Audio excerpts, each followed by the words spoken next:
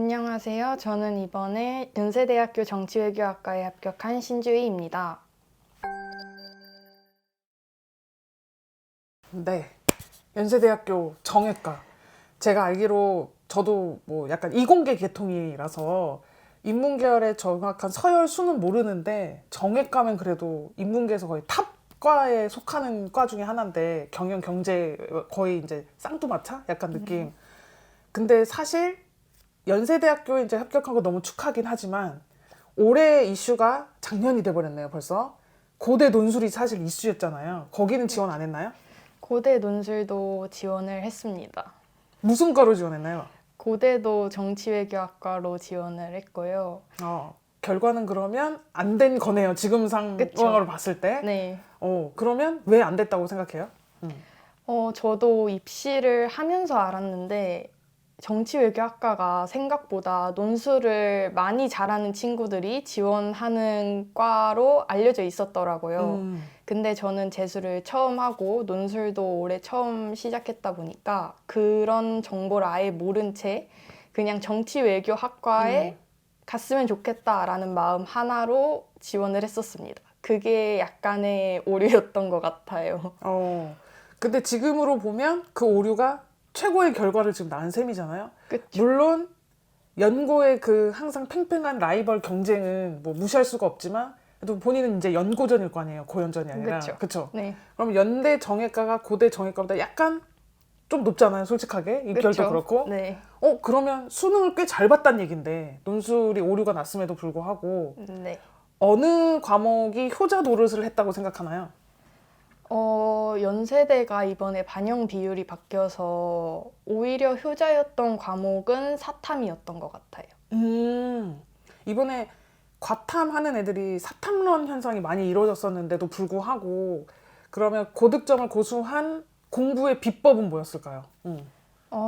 원래 현역 때도 사탐은 항상 잘 보긴 했었지만 그럼에도 올해가 가장 백분위가 높았었는데 사탐은 일단 소홀히 하지 않는 게 가장 중요한 것 같아요. 그럼 어떻게 공부하는 게 좋아요? 한번 분기별로 좀, 그러니까 6평 전까지는 어떻게, 6평 이후부터 9평까지는 어떻게, 9평 이후부터 수능까지는 어떻게 공부하는 게 좀 좋은 것 같다. 6평까지는 솔직히 사탐은 무조건 개념인 것 같아요. 개념을 확실하게 모르는 상태에서 문제를 푸는 건 사탐은 진짜 아무런 의미가 없는 것 같고 6평까지는 그래도 개념을 꼼꼼히 하고 6월부터 9월까지는 이제 EBS 연계를 많이 봤어요. 수능 특강, 수능 완성. 네, 생각보다 6구 수능을 보면서 수특이랑 수완에서 이제 선지 아니면 이제 짜투리 여백에 있는 그런 개념들이 쏙쏙들이 나와서 그게 킬러 유형으로 되는 경우를 많이 봤었어서 오히려 개념 다음으로는 EBS가 가장 중요한 것 같아요. 그러면 그것까지 다 봤어. 그래서 6구까지 치렀어. 수능까지는 그럼 뭘 집중적으로 하는 게 유리할까요? 저는 사실 사탐을 하면서 그렇게까지 사설 모의고사를 푼 사람은 아니었어서 사설 모의고사보다는 이제 수능이 다가올 때까지도 개념을 계속 더 봤던 것 같아요. 오히려 좀 약간 오개념이 잘짓 잘못해서 네. 나 혼자 입력이 될 만한 사설 모의고사보다는 그렇죠. 명확한 개념서를 계속 보는 게 네. 효과적이었다. 네, 네. 그러니까 사탐 그런 선택하는 친구들이 그런 말을 많이 하더라고요. 사설 모의고사랑 평권이랑 약간 결이 좀 다른 부분들이 좀 느껴진다. 그래서 뭘 집중적으로 공부해야 되냐. 모의고사도 많이 풀어봐야 된다고 하는데, 근데 그거보다는 약간 공신력 있는 모의고사에 또 좀 더 집중해서 공부하는 게 더 좋다. 네. 그, 사탐은 시간이 부족한 과목은 과목은 아니죠. 아니기 때문에 상대적으로. 사실상 모의고사 운용 능력 같은 거는 그렇게까지 큰 비중을 차지하는 것 같진 않아서 사설 모의고사가 그렇게까지 필요한 것 같지는 않았어요. 그럼 선택 과목이 뭔가요, 본인의 사탐? 저는 생활과 윤리랑 사회문화 했습니다. 근데 그럴 때 사회문화는 은근히 좀 타임 어택이 그래도 사탐 중엔 있다고 하는 과목으로 알고 있는데 그거에도 충분한 시간의 운영이 가능했나요? 사실 사회문화는 너무 정형화된 유형의 정형화된 번호, 정형화된 틀이라서 그냥 육구 수능 그리고 교육청까지만으로도 그런 충분히 네, 시험 운용은 됐던 것 같고 오히려 사회문화는 도표 문제를 많이 풀면서 시간을 단축시키려고 하는 게 더 도움이 됐던 것 같습니다. 그럼 물론 사탐이 효자 과목이라고는 하긴 했는데 우리 인문계열이라고 무조건 다 그런 건 아니지만 네. 보통 흔히 많은 인문계열의 학생의 이제 그 아킬레스 건인 수학 과목이 좀 또 궁금해지는데 수학 과목의 1년의 과정에 대해서 조금 네. 우선 최종적으로 몇 등급을 맞았나요? 저는 2등급을 맞았는데요. 네. 물론 1등급이 제일 잘하는 등급은 맞지만 네. 사실상 문이과가 통합된 그 수능부터는 실질적인 인문계열 1등급에서 차지하는 비율은 거의 뭐 퍼센트가 워낙 현저하게 낮기 때문에 2등급이어도 엄청 잘 본 건데 원래 2등급이었나요? 수학이? 저는 현역 때 수학이 사실은 4등급이었어가지고 엄청 많이 올랐네요. 그쵸. 어떻게 1년 동안 공부했나요? 근데 저는 사실 수학을 못하긴 했지만 수학을 싫어하는 사람은 아니었어서 일방적인 짝사랑을 계속하고 네, 있었다. 오케이. 그쵸. 그랬는데 이제 수학을 이제 다른 사람들은 모르겠지만 저는 수학을 하루에 12시간 공부를 한다고 하면 최소 5시간, 많게는 7시간까지도 수학에 투자를 했었거든요. 거의 절반 이상 가까이를 수학에 온전히 투자하는 시간을 가졌다. 네.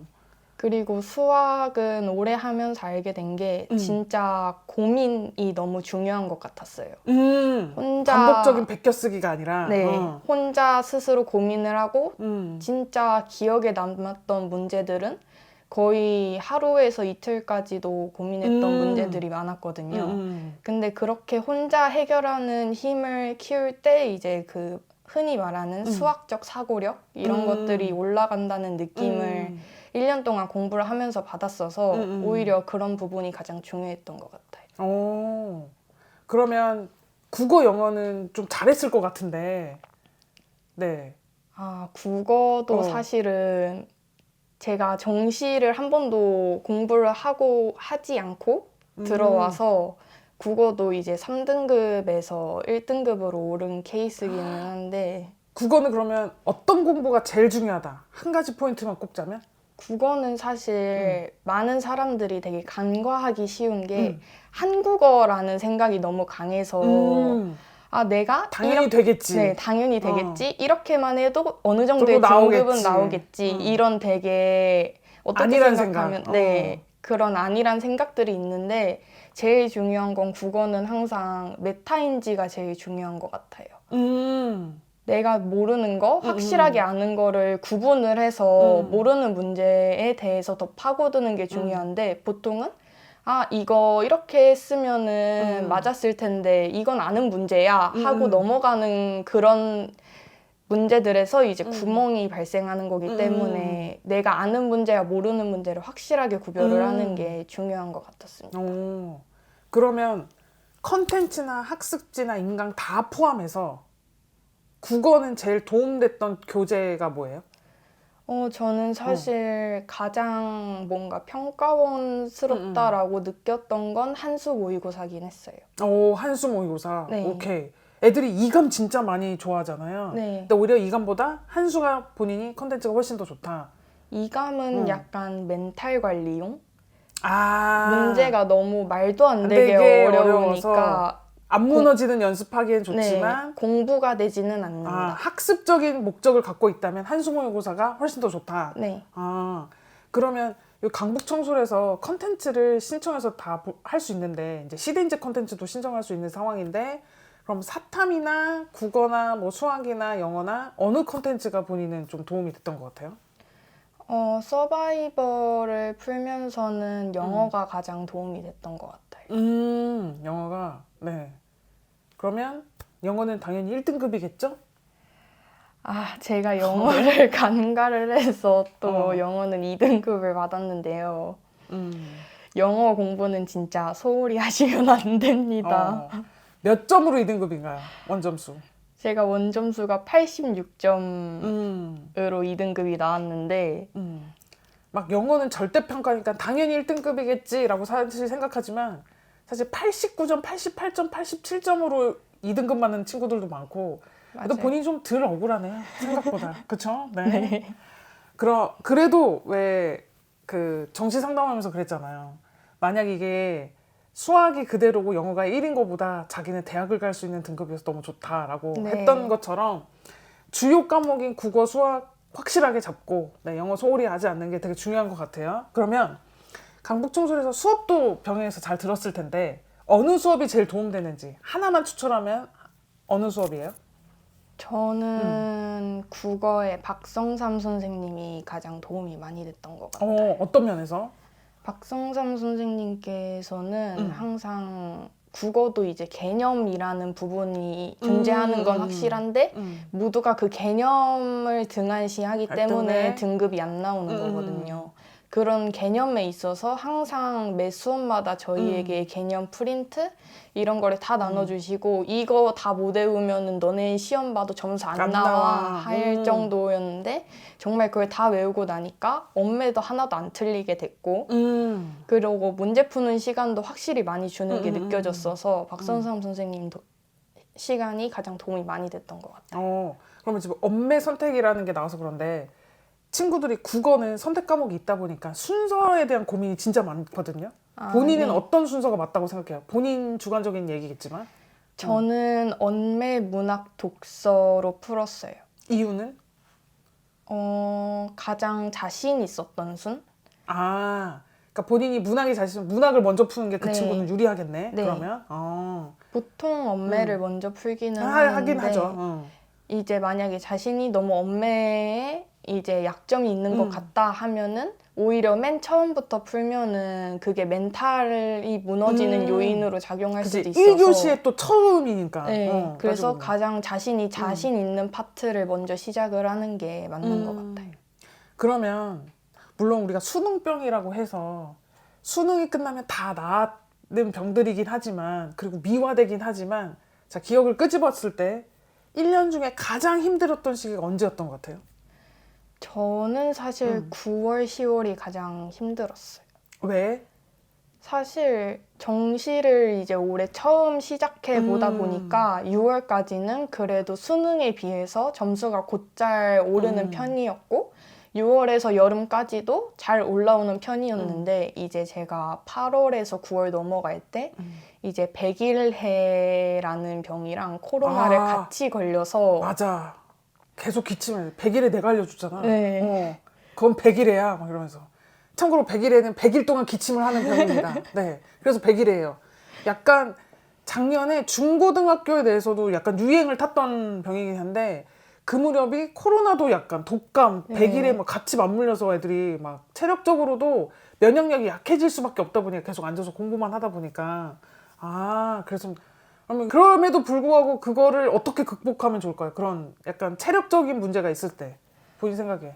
근데 체력적인 문제는 솔직히 저는 제 생각은 그냥 수능이라는 정신력으로 무서움 앞에 이제 정신력으로 역으로 이겨낼 버티는 거야. 수 있다고 생각을 하는데 저도 그렇게 생각합니다. 근데 문제는 이게 다 같이 공동 생활을 하는 데다 보니까 제 기침이 너무 신경이 쓰여서 오히려 거기에 신경을 쓰느라 다른 애들이 멘탈이 또 네. 불편해할까 봐. 네. 라이브러리 나왔으니까 혹시 라이브러리에 어떤 빌런이 있는지 좀 팁을 주세요.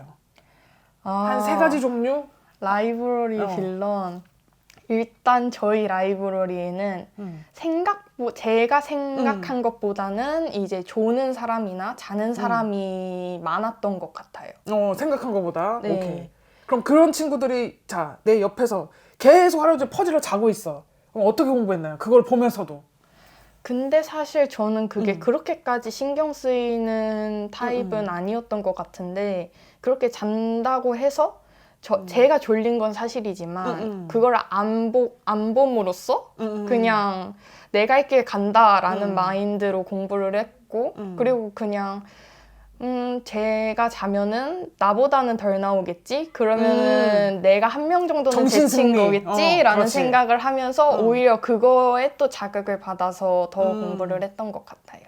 그리고 어쨌든 여기서는 외출을 절대 할 수가 없는 구조잖아요. 무단 네, 외출을. 네.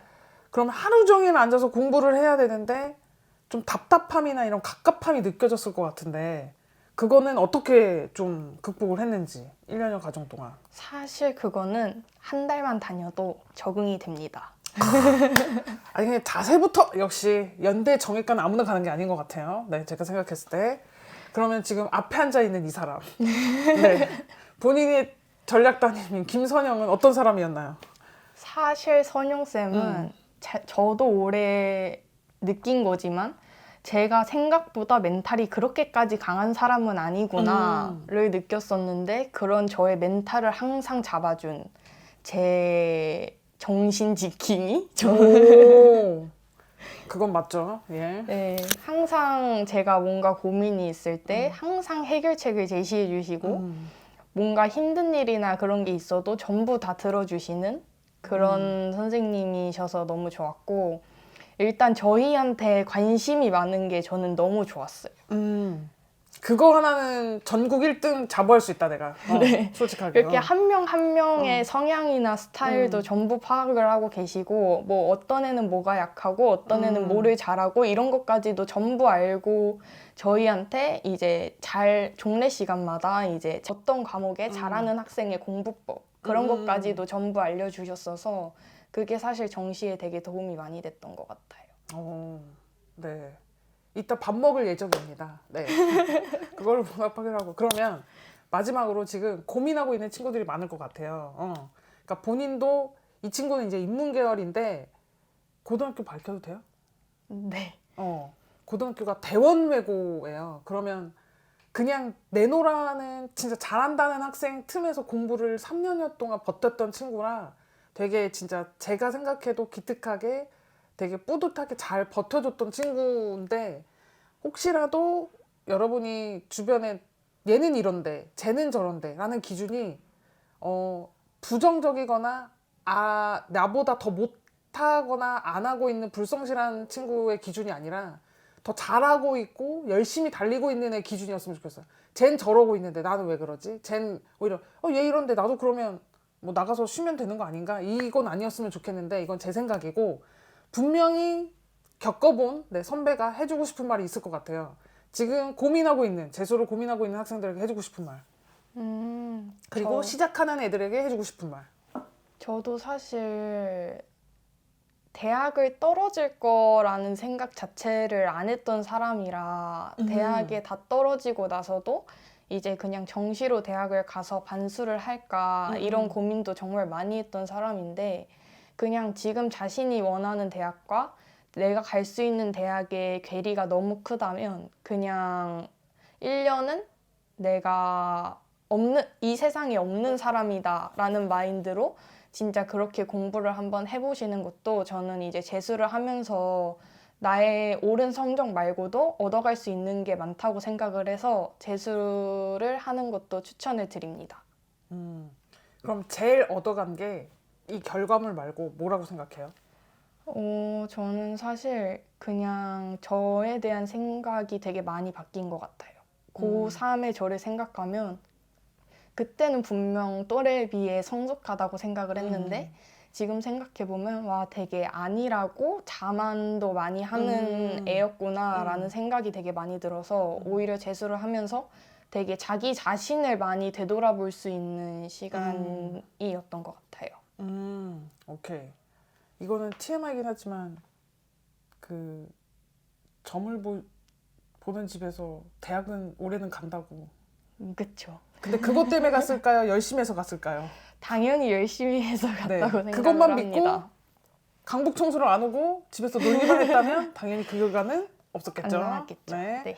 네, 너무 그런 것만 믿지 마시고요. 네, 공부를 하셔야 대학을 갑니다. 네, 그럼 마지막으로 화이팅 한번 외치고 끝내도록 하겠습니다. 하나, 둘, 셋, 화이팅! 화이팅!